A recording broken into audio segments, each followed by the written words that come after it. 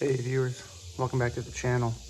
Today we are going to talk about something I had to do because things went wrong. So long story short, we were going to put in a gas furnace, propane furnace, so that if our heat pump couldn't keep up at like below 19 degrees Fahrenheit, we have auxiliary heat in the form of propane that would kick on so we would stay toasty. Well, with COVID shortages and everyone wanting everything, we couldn't get that furnace in a timely manner, and I didn't know when I was going to be able to get it. So we had to pivot. And what we decided to do was go with an electric backup heat. That was our only option. So instead of propane, we have some heat strips. And that means more electrical, different electrical. And that also means that I had to run all kinds of new cable, and as luck would have it, I learned all of this probably, 2 days after the drywallers finish. So yeah, that's helpful. So what would have been a 10-minute job turned into hours, and me having to cut into my pretty drywall. So that really sucked. But with this video, I want to show you kind of what I had to do that, and why you want to kind of maybe leave yourself more room than you think. Because if I had known I was going to have to do this, I probably would have designed this electrical system totally different. So let me take you through what I had to do. I basically ran a sub panel of the attic to feed these heat strips, because these heat strips take a 60 amp circuit and a 50 amp circuit. And I could not use my existing furnace circuit, which was the 120 volt 15 amp. So that circuit basically becomes dead at this point. And so what I chose to do is run a sub panel rather than running, the two discrete lines all the way from this panel there, because that's a lot of heavy cable and it'd have to be copper, and it's actually cheaper for me to run a sub panel with aluminum feeders and then terminate it at the end, and that gives me more options anyway. So here's what I did. I ran 125 amps right there, 125 amps, and I chose to use 1/0 SCR cable. So I have it coming in through here, as you can see. And this is a 4-wire SCR cable. So this is 1/0 aluminum for the hots and the neutral. And then I believe it is a number 1 gauge for the ground. And I didn't plan for this at all. So I would have ran things different, like I said. So we've got this guy snaking in. To feed the neutral, I made use of this extra neutral lug off of the mains here. That saved me from having to tap into the neutral bus there, with a lug kit, because it's already right there and I wasn't using it. So that's what I chose to do. I couldn't find anything that's really wrong about that. Like, I don't see why I couldn't. So did that, and then you can see there's the 125 amp breaker, landing those lugs, and I went ahead and wired this whole half of the panel, but we'll talk about that in a later video while I was doing this. And then I was gonna film earlier and show you the damage I had to do, but I already had my drywall patcher come in and fix it, and I think he did a good job, because it's hard to see where it was, but I basically had to get my finger in the frame, come up, and because at the top plate, coming up here, right, all the way up to there, so the top plate is full of all these existing lines, because all those branch circuits just go straight up. So this guy, I had to come up and then drill over one stud bay and then go up, and then he fed up into the ceiling there and transitioned into the attic.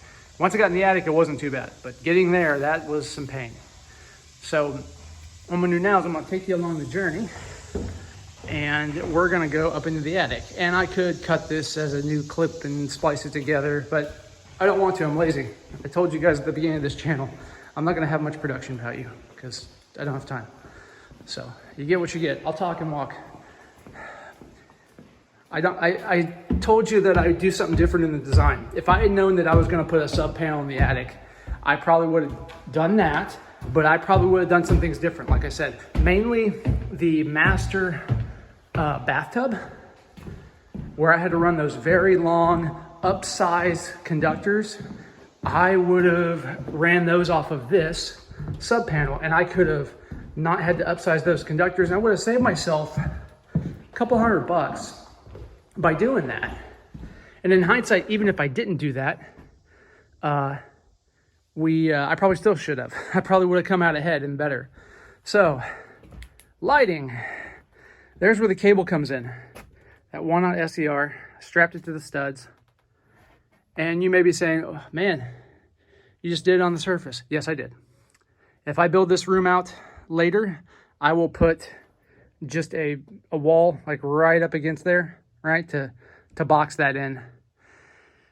And then likewise, I'd do something here with this area too. Worst case, I could, well, no, I couldn't really do anything with that. I'll figure that out. I don't care at this point. And then it goes up, and then I have it running. You can see just along that chase where I ran everything else. So let's go up in the attic. Let's see if I can do this one-handed. So you're gonna get some funky frames as I'm pulling myself up here into the attic, the dark attic. Phone and flashlight in one hand. But hey, this actually works. Okay, so we're going in the attic. You'll get a sneak peek of the furnace because the installers just left yesterday and almost got it done. So you'll see that mammoth thing in there. But here's what we care about. This is our new sub panel. So there's our line coming in. All right. Lighting. Okay. Comes in here, and this is our sub panel. This is a 8-space 16 circuit sub panel, square D home line, just like everything else. And so I just landed the wires there. I chose to do those little service loops, not necessary, but I chose to for whatever reason. I think I had extra cable pulled through and I didn't want to try to cut more off. So I was like, just loop it.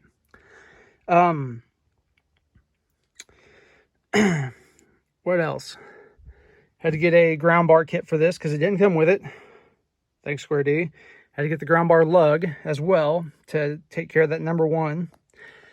And then here's what is in the sub panel. So with a normal gas furnace, the blower motor just runs off of that 120 volt, 15 amp circuit. With this electric heat circuit, furnace, because it's got the 220 volt heat strips, rather than having a mixed bag, they went ahead and put a 240 volt motor in it too. That way you don't have to have a neutral, and the whole assembly is 240 volts. So I guess that's convenient, but it requires me to change all my wiring, obviously. So the way that works is when you install the heat strips, the motor piggybacks off of one of those circuits. So in my case here, there are 2 heat strips. The first one is that 60 amp circuit, and that will also carry the blower motor load. And then the second one is that 50 amp circuit right there, and that's for the other heat strip. And I believe that's a good time to talk about how you size these things. So there are 2 numbers on these kind of air conditioning equipments, both heat pumps, outside, AC condensers, and this heat strip stuff too. You've got, and I forget the acronyms, you guys can look this up, but you have the current draw of the motor and the protection, right? The overcurrent protection. So you've got the continuous amps that the thing will draw, and that is what you size your wire to. So in this case, I'm running a number 6 and a number 8 for the current draw, because I think it's like 48 amps and 40 amps, and I'm running THHN 75 degree C column, so that puts me at a number 6 and a number 8. And then you size your overcurrent protection to whatever they say for the circuits. In my case, they said do a 60 and a 50. So that's what I did. I also installed a 20 amp circuit here for this outlet. So I just put a GFI outlet in there because it's cheap. And I had extra 20 amp breakers on hand. So rather than having to buy a new, GFI breaker or dual function breaker, I just popped for a GFI outlet here. And then that outlet is for the convenience outlet required for, service technicians and maintenance up here, as well as that outlet will feed 120 volt outlets for the ERV system for the HVAC. And I'll run those lines as soon as I know where the ERV is going, because right now I don't. I'll have to let them place the equipment first. What else can I tell you? So I ran 125 amps. That's overkill, but now I also have options up here because, like I said, up here, my master bedroom is just over there. So I would have been real easy to just run those tub circuits here and save myself the time and effort, but that's all right. We can do something later. If I ever want to add, you know, get all fancy and get a steam shower or anything like that, I've got easy access to power here. And realistically, this panel is not going to be loaded at all. This thing will be pulling nothing 99% of the time. I mean, the only time it's going to pull is if we're in a really bad cold snap and the occasional wattage from the ERV kicking on. So not too much at all. So that's it. That is the electrical update. The takeaway, I think, is plan your system, really think about your system, because if I had thought about it a little more and got out of the mindset of I only want one panel in the house, because I had that locked into my head for no good reason other than I didn't want to have a subpanel in the house. And so rather than thinking that way, maybe I should have thought of, well, if I were to put a subpanel in the house, where would it be and what benefits would it give? And do that thought experiment. Because if I did, I might have come up to this same conclusion of, hey, let's put it up here and then I can do all these things. So I would encourage you to, any system that you design for your house, once you design it, think about it, redesign it 5 times. Wait till we get to the networking videos. I've gone over those over and over and over again, and the network's going to be glorious because I've redesigned it a billion times, and it'll be fun. So I'm taking my own advice on this one. But I would suggest deeply think about your problems, because as you do that, you will find more creative solutions, I think, and ultimately get a better result. So hope you enjoyed the video. And as always, thanks for watching, and we'll talk to you later.